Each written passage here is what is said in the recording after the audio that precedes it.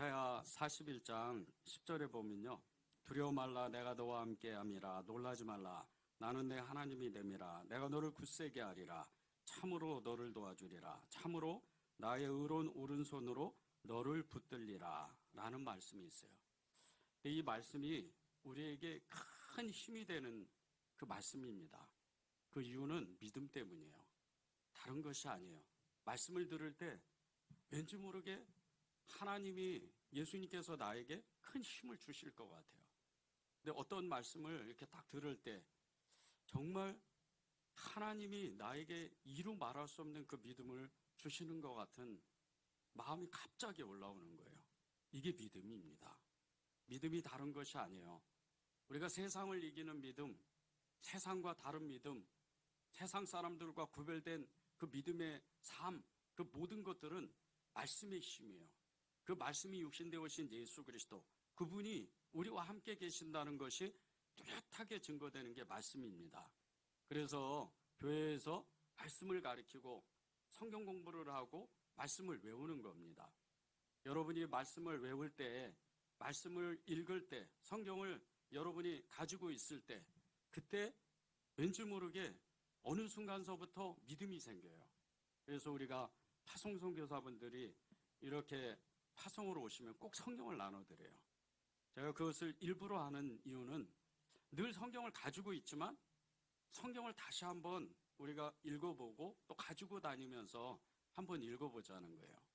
요즘 예배 드리면서 성경을 안 가지고 오는 이 풍속이 굉장히 이렇게 정말 이 풍경이 너무 팽배해져 가고 있습니다. 여러분이 귀찮더라도 성경을 꼭 가지고 있어야 돼요. 꼭 성경을 읽어야 됩니다. 조금만 시간을 한번 늦춰보세요. 불과 22년 전만 해도 성경을 늘 가지고 다녔어요. 그리고 가지고 다닐 뿐더러 가슴에 품고 다니는 거예요. 저도 그랬습니다. 성남에서 여의도까지 정말 지하철을 타고 가면서 사람들이 보든 보지 않든 계속해서 그 지하철 안에서 성경을 봤어요. 그렇게 성경을 읽은 게 한 해에 10번도 더 읽고, 제가 성경을 전체적으로 계산해 보니까 70번 정도 읽어봤더라고요. 성경을 제가 왜 말씀을 잘 아는 줄 아십니까? 왜 요절을 잘 알고 왜 말씀을 붙잡고 그렇게 강하게 기도하는 줄 아세요? 성경 때문이에요. 성경의 힘이에요. 말씀을 읽으니까 그 성경이 결국은 저를 붙잡는 거예요. 처음에는 몰랐어요. 두려워 말라 놀라지 말라 내가 너의 하나님이라. 내가 너를 붙들리라. 참으로 나의 의로운 손으로 너를 붙들리라. 주님이 우리를 도와주시는데 이 도와주신다는 것은 말씀이 나에게 움직인다는 뜻이에요. 말씀이 육신되어 오신 예수 그리스도가 그분이 나와 함께 하신다는 증거입니다.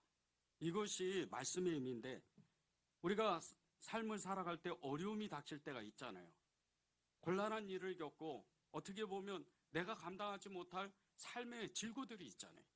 그런 질고들이 찾아올 때 이 말씀의 믿음을 가지면 정말 그 모든 것을 뛰어넘을 수 있는 힘이 우리 안에서 일어나는 거예요.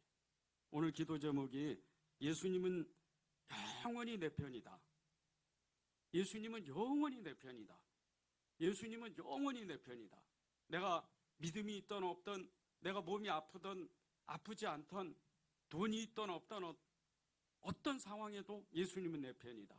이것이 믿어져야 진짜 믿음의 길을 가는 거예요.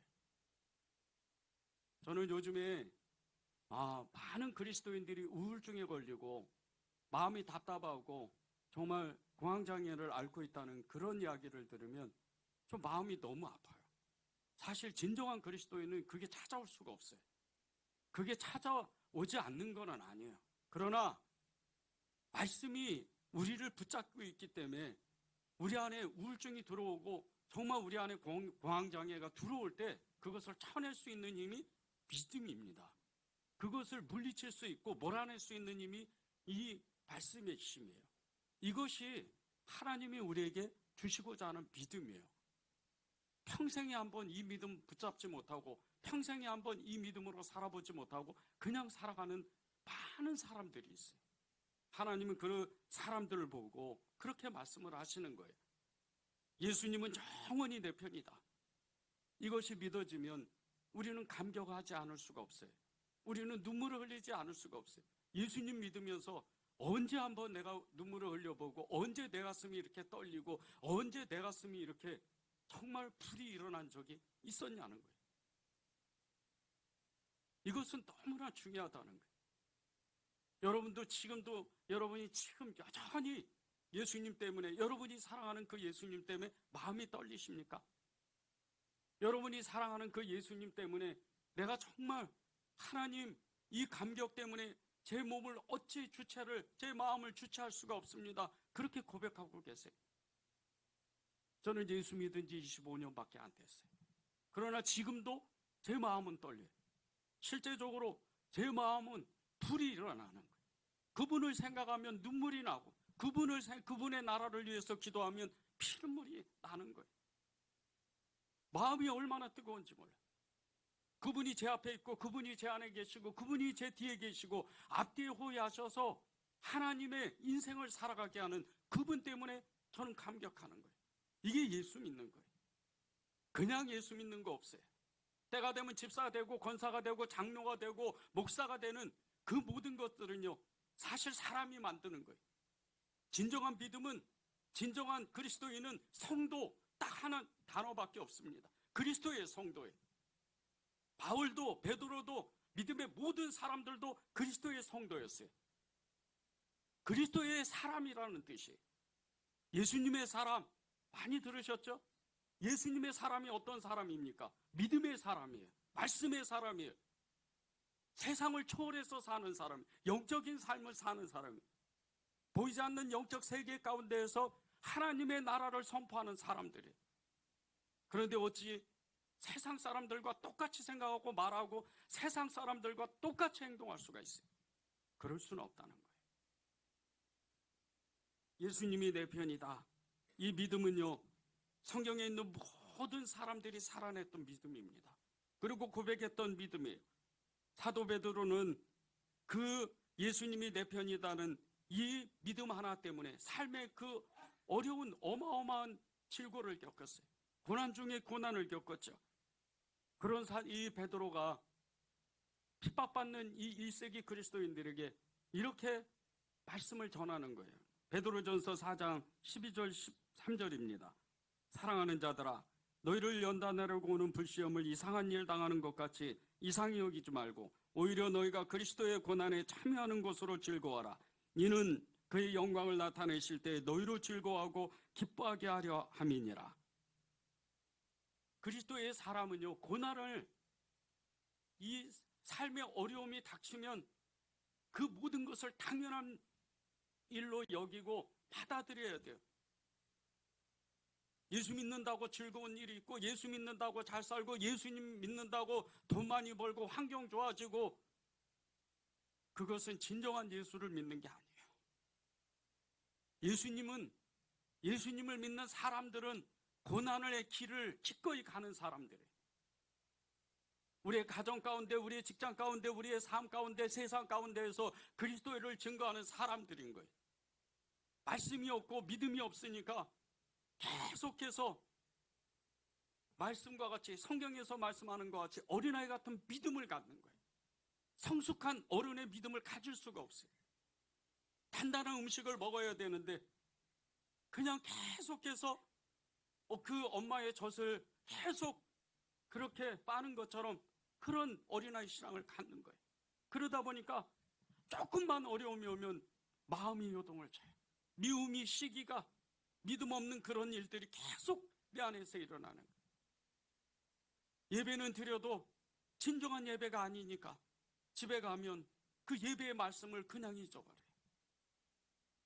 오랫동안 교회에서 신앙생활을 했는데 그 신앙생활을 해도 마음이 뜨겁지가 않는 거예요.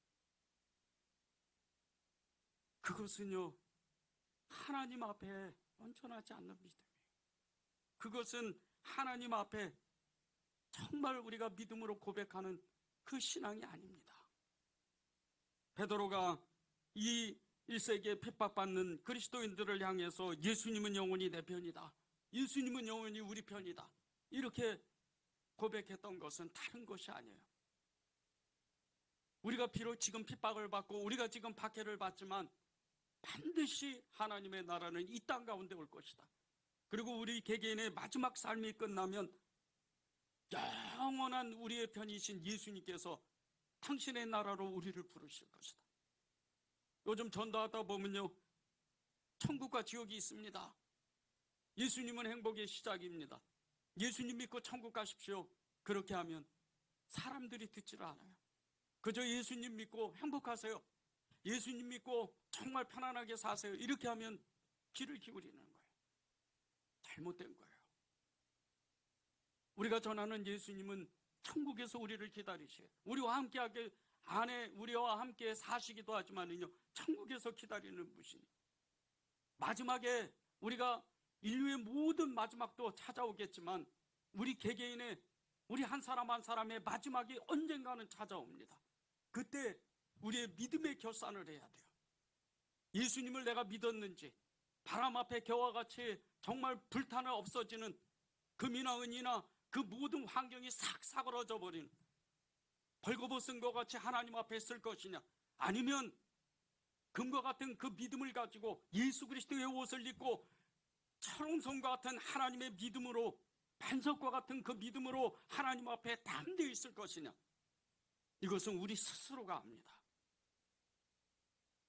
여러분이 내 믿음이 어떠하다고 말씀을 안 하셔도 옆에 있는 사람이 그냥 알아요. 하나님은 더 잘 아십니다. 믿음을 가졌을 때 영원히 주님은 내 편이시다, 이 믿음을 고백하면 이 바울과 같이 그렇게 많은 사람들 앞에서도 두려움 없이 담대해지는 거예요. 19절을 보십시오. 오직 자기들의 종교와 또는 예수라 하는 이가 죽은 것을 살아있다고 바울이 주장하는 것은 그 일에 관한 문제로 고발하는 것뿐이라. 이 바울의 믿음, 지금 어마어마한 재판 자리에 이 서 있는 이 바울의 믿음, 이 믿음은 부활의 믿음이에요. 죽었다가 살아나신 예수 그리스도, 그분은 영원한 부활의 생명으로 우리와 함께 계신다, 자신과 함께 계신다는 그 부활의 믿음이었어요. 이 부활의 믿음이 부활절 날 그저 사순절 40일 지나고 고난주간 일주일 지나고 부활절 그 예배를 드리는 믿음이 아니에요. 우리의 평생의 믿음입니다. 무엇을 가지고 있어서 그 믿음을 갖는 게 아니, 무엇을 잘 알아서 공부를 많이 해서 환경이 좋아서 직책이 높아서 그 믿음을 갖는 게 아니, 아무것도 몰라도, 성경도 모르고 말씀도 몰라도 이 부활의 믿음 하나만 가지고 있으면 평생토록 예수님을 따라요. 평생토록 길이요 진리요 생명이신 그분을 따라가는 거예요. 그분 앞에 기도하고 기도하는 것마다 얻고 찾는 것마다 찾고 두드리는 것마다 열리는 그런 놀라운 역사가 일어나는 거예요. 이런 사람이 기도하면요, 너희는 먼저 그의 나라와 그의 의를 구하라, 그리하면 이 모든 것을 더하시리라는 하나님의 말씀이 그대로 그 삶 가운데에서 나타나고 이루어지는 거예요. 이런 사람이 부활의 믿음을 갖는 거예요. 이 부활의 믿음 때문에 지금 바울은요, 죽음의 위기에 처해 있어요.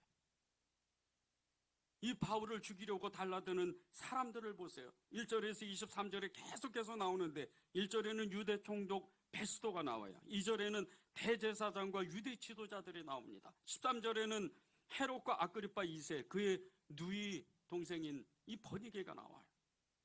그런데 이 사람들 중에요, 대제사장과 유대인들은 무려 2년 동안 이 바울을 죽이려고 자객을 고용했어요. 40명이나 되는 아주 그냥 극단적인 이 유대인들을 고용해서 2년 동안 바울을 죽이려고 애를 쓰는 거예요.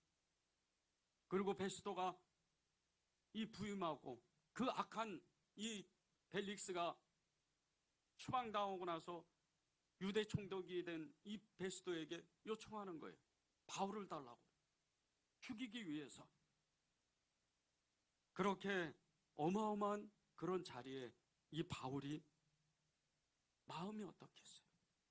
아마 우리 같으면요, 정말 꼼짝 못할 거예요. 떨다 못해서 그 자리에서 주저앉고 대소변을 다 그 자리에서 다 배설하고 말 거예요. 그런 자리입니다. 이 자리가 어떤 자리예요? 예수님이 죽은 자리. 이 자리가 어떤 자리예요? 사도들이 그 자리에서 몰매를 맞았던 자리, 수많은 그리스도인들이 이 자리에서 죽어나갔던 자리, 그런 자리에 이 바울이 너무나 담대하게 서 있는 거예요. 그런데 보세요. 이 1절에서 27절에 나와 있는 이 모든 말씀을 보면요, 계속해서 반복되는 용어들이 나와요. 이 용어들이 법적 용어입니다. 고발, 고소, 신문, 상소, 구류법, 재판자리, 원고들, 황제의 판결, 청원, 이런 이야기들이 계속 나와요. 우리가 법정에 쓴다고 생각해 보세요. 무엇을 잘못해서 감옥에 갇힌다. 그냥 있지를 못해요. 한 번도 감옥 안 가본 사람은 그 자리가 어떤 자리인지를 몰라요. 오래전에 제가 아는 한 성도가 지방에서 재판을 받은 적이 있었어요. 이 성도가 재판이 잘못될까 봐 몇 날 며칠 잠을 못 자요. 너무 힘들어요. 얼굴이 완전히 흑빛이 돼요. 그를 붙들고 기도하면서 주님의 위로를 위로하고 진정으로 회개하며 이번 잘 될 거다, 그렇게 권면을 했어요. 그리고 재판날 그 당일날에 그와 함께 3시간을 고속도로를 달려서 그 법원에 도착을 했어요. 그리고 재판을 시작하는데 이 성도가 재판장에 들어가지를 못하는 거예요. 온몸을 떨어요. 그 피고인석에 앉아서 재판을 받는데 뒤에서 보니까, 방청석에서 이렇게 보니까 몸이 떠는 거예요. 제일 처음에. 그렇게 재판을 시작했는데 제가 뒤에 방청석에서, 저도 법원인 이 재판 자리를 처음 가봤어요. 뒤에서 보는데 뭔가 무거운 분위기예요. 압도적인 어떤 기운이 그 재판 자리에 가득한 거예요. 그렇게 재판을 진행하면서 결과가 나왔는데 법정에서 구속되지 않고 집행유예를 받았어요. 그리고 서울로 돌아오는 차 안에서 그의 얼굴이 너무 편안해지는 거예요. 저한테 이렇게 얘기하시더라고요. 전도사님, 이 은혜는 절대 잊지 않겠습니다. 작은 죄를 져도요, 법정 앞에 서면 이렇게 마음이 불안해요. 그런데 하물며 지금 바울이 있는 이 자리, 죽음의 자리입니다. 말 잘못하면 그 자리에서 죽어요. 그런데 이 바울이 가졌던 이 믿음, 오직 예수, 이 믿음을, 이 부활의 믿음을 가지고 있으니까 그는 사나 죽으나 주님을 고백하는 거예요. 이것이 주님이 오늘 저와 여러분에게 주시고자 하는 믿음이에요. 시편 18편 1, 2절을 보십시오. 나의 힘이신 여호와여, 내가 주를 사랑하나이다. 여호와는 나의 반석이시오, 나의 요새시오, 나를 건지시는 이시오, 나의 하나님이시오, 내가 그 안에 피할 바이시오, 나의 방패시오, 나의 구원의 뿌리시오, 나의 산성이시로다. 평생토록 이 사울왕에게 쫓겨 다녔던 이 다윗이요, 겨우 숨을 쉬는 거예요. 그 이유는 이 시편 18편의 배경이, 그렇게 다윗을 죽이려고 쫓아다녔던 이 사울왕이 블레셋과의 길보아 전투 때 사망하고 말아요. 그 소식을 들어요. 그리고 이 시편을 쓰는 거예요. 숨통이 튀어지는 거예요. 그러면서 고백하는 거예요. 하나님은 나의 반석이세요. 하나님은 나의 구원이셨습니다. 하나님은 나와 언제나 함께 하셨어요. 하나님은 영원히 내 편이에요. 오늘 주님은요, 여러분에게 그 믿음을 주고 싶으신 거예요. 하나님은 내 편이다. 내가 비록 지금 너무 힘들고 어렵고, 내가 지금 감당하지 못하는 어떤 일을 지금 다 하고 있지만 주님은 내 편이셔. 그래서 나는 주님을 사랑할 거야. 그 믿음을 주님이 주고 싶으시는 거예요. 여러분이 왜 믿음으로 살아야 되는 줄 아십니까? 세상이 너무 험하기 때문이에요. 우리가 지난 3일간도 나라가 갑자기 혼란해진 걸 보았잖아요. 이 나라에는 영원히 전쟁이 없을 것 같고, 이 나라에는 영원히 이제는 정말 편안해질 것 같은 이 나라에 갑자기 온 국민이 혼란을 겪잖아요. 사람의 인생은 이렇게 모르는 거예요. 한치 앞을 몰라요. 내일 일이 어떻게 변할지 모르는 거예요. 우리가 붙잡아야 되는 것은요, 영원히 내 편이신 그 예수님, 오직 예수, 그분을 붙잡는 거예요. 그것이 부활의 믿음이에요. 그것이 부활의 능력을 가진 사람이라는 거예요. 바울이 오랫동안 복음을 전하면서요, 몇 번이나 죽을 고비를 넘겼어요. 그런데 이번에 이 사도행전 25장 1절에서 27절의 이 상황은 그 전의 상황하고는 완전히 달라요. 절체절명의 순간입니다. 제가 1절에서 3절을 다시 한번 읽겠습니다. 베스도가 부임한 지 3일 후에 가이사랴에서 예루살렘으로 올라가니 대제사장들과 유대인 중 높은 사람들이 바울을 고소할세 베스도의 호의로 바울을 예루살렘으로 옮기기를 정하니 이는 길에 매보가 있다가 그를 죽이고자 함이더라. 탐욕과 정욕으로 정치를 했던 이 벨리스가 이제 쫓겨나고 정말 뛰어난 행정가였던 이 베스도가 총독이 되자마자 유대인들이 요구한 게 이 바울을 죽이려고 달라는 거예요. 그런데 보세요. 그 달라고 하는 그 모습을 보세요. 3절입니다. 끝절에 나와요. 이는 길에 매보가 있다가 그를 죽이고자 함이라. 길에 매보가 있다가 40명이 이 유대인의 40명, 자객 40명이 이 바울을 죽이려고 하는 거예요. 우리의 인생이 그렇다는 거예요.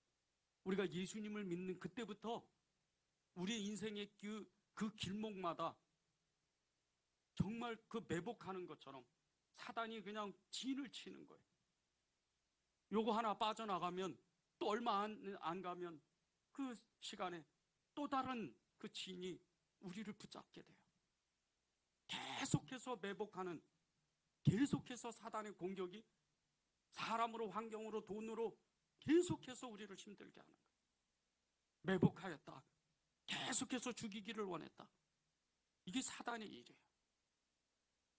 그런데 우리가 예수님을 진짜 붙잡지 않으면, 예수님을 어설피 우리가 믿게 되면 우리는요, 그 사단의 밥이 되고 마는 거예요. 그냥 이내 넘어지고 쓰러지고 어찌할 바를 모르는 거예요. 우리 인생의 길목에서 이 매복한 삶의 그 모든 진들, 그 어려운, 빠져나가지 못하는 이 어려움들, 고난들, 이 박해들, 이 고통들, 이 모든 것들이 사단의 역사로 우리를 괴롭히는 때가 온다는 거예요. 이때 영원히 내 편이신 그 예수님, 그 예수님을 붙잡는 거예요. 베드로가 그렇게 고백한 것처럼, 우리가 조금 아까 나눈 것처럼 베드로전서 4장 12절에서 13절의 말씀과 같이 세상에서 불시험을 당할 때 이상한 일처럼 여기지 말고 당연한 것처럼 받아들이라는 거예요. 그러면 우리 안에 계신 예수님께서 우리를 도와주시는 거예요. 우리의 삶은요, 예수님을 진짜로 믿으면 사방에서 우겨싸는 그런 형국이 돼요. 그래서 바울이 고린도후서 4장 8절에서 10절에 이렇게 이야기하는 거예요. 우리가 사방으로 우겨쌈을 당하여도 쌓이지 아니하며 답답한 일을 당하여도 낙심하지 아니하며 박해를 받아도 버림받지 아니하며 거꾸로짐을 당하여도 망하지 아니하고 우리가 항상 예수의 죽음을 몸에 짊어짐은 예수의 생명이 또한 우리 몸에 나타나게 하려 함이니라. 사방에서 그렇게 우겨쌈을 당하는데 예수님을 진짜로 붙잡으면, 예수님이 영원히 내 편이시면 그 사방에서 우겨쌈을 당하는 것 같아도 우리의 얼굴을 들어서 위를 바라보면 그분이 우리를 도와주시는 거예요. 예수님 도와주세요. 그러면 그분이 즉시로 응답하세요. 그리고 그 위기를 뛰어넘게 만드는 거예요. 잠시 잠깐이면 우리도 주님을 만나요. 그런데 그 시간까지 우리의 믿음을 어떻게 가지고 있어야 되겠어요? 세상에 밀려서, 세상을 쫓아서, 세상에 휩쓸려서 그렇게 살면 안 돼요. 예수님은 영원히 내 편이시다. 그 믿음을 갖는 거예요. 최근에 소식을 들으니까 요즘 북한 성도들이 이루 말할 수 없는 고통을 당하고 있어요. 김정은 정권이 아예 이제는 이 북한의 그리스도인들을 잡아다가 간첩 혐의를 씌워요. 남한에서 남한의 사람들이 이 부파라 공작을 했다는 거예요. 그래서 아주 공견하게 이 그리스도인들을 핍박하는 거예요. 그리스도인들이 한번 북한 당국에 잡히면 어떻게 되는 줄 아십니까? 수용소에 갇혀서 거의 평생을 살다, 아니 그냥 몇 년 살지도 못하고 다 죽어요. 그런 삶을 사는 거예요. 그런데도 그들은요, 예수님을 진짜로 믿는 사람들이 죽어가면서도 예수님을 부르는 거예요. 왜 그 사람들만 되고 우리는 안 돼요? 순교도 두 가지의 순교가 있습니다. 적색 순교가 있고 백색 순교가 있어요. 적색 순교는 북한에서, 아프리카에서, 이 이슬람 지역에서 예수님 믿으면 그 자리에서 죽는 거예요. 백색 순교는 어떤 순교인 줄 아십니까? 우리가 예수님을 믿고 순교를 각오하는 믿음으로 이 땅에서 사는 거예요. 그게 백색 순교예요. 여러분에게 오늘 주님은 말씀하세요. 예수님은 영원히 내 편이신가? 그것을 고백하십시오. 우리 찬양하고 기도하겠습니다.